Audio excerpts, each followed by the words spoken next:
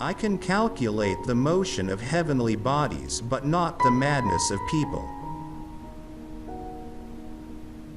Nature is pleased with simplicity, and nature is no dummy.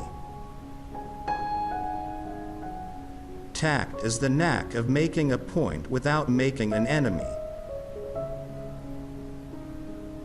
What we know is a drop. What we don't know is an ocean. Gravity explains the motions of the planets, but it cannot explain who sets the planets in motion. Truth is ever to be found in the simplicity, and not in the multiplicity and confusion of things. No great discovery was ever made without a bold guess. This most beautiful system of the sun, planets and comets, could only proceed from the counsel and dominion of an intelligent and powerful being. This being governs all things, not as the soul of the world, but as Lord over all, and on account of his dominion he is wont to be called Lord God Pantocrator, or universal ruler. A man may imagine things that are false, but he can only understand things that are true.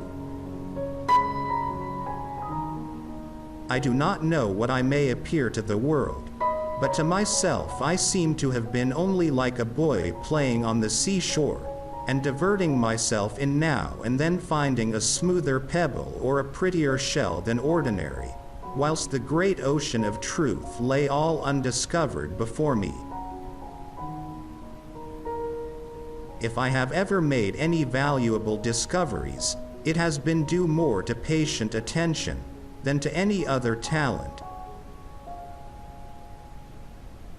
What goes up must come down.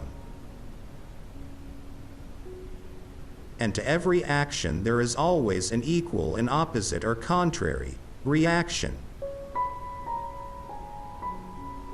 He who thinks half-heartedly will not believe in God, but he who really thinks has to believe in God. Live your life as an exclamation rather than an explanation. You have to make the rules, not follow them. To myself, I am only a child playing on the beach, while vast oceans of truth lie undiscovered before me. Tact is the art of making a point without making an enemy. Trials are medicines which our gracious and wise physician prescribes because we need them, and he proportions the frequency and weight of them to what the case requires. Let us trust his skill and thank him for his prescription. How came the bodies of animals to be contrived with so much art, and for what ends were their several parts? Was the eye contrived without skill in optics, and the ear without knowledge of sounds? And these things being rightly dispatched, does it not appear from phenomena that there is a being incorporeal, living, intelligent? To explain all nature is too difficult a task for any one man or even for any one age.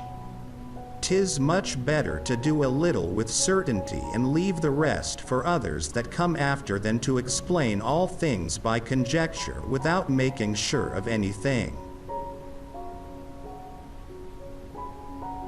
If I have seen further than others, it is by standing upon the shoulders of giants. God without dominion, providence, and final causes, is nothing else but fate and nature. Blind metaphysical necessity, which is certainly the same always and everywhere, could produce no variety of things. All that diversity of natural things which we find suited to different times and places could arise from nothing but the ideas and will of a being necessarily existing. Whence arises all that order and beauty we see in the world? To explain all nature is too difficult a task for any one man or even for any one age.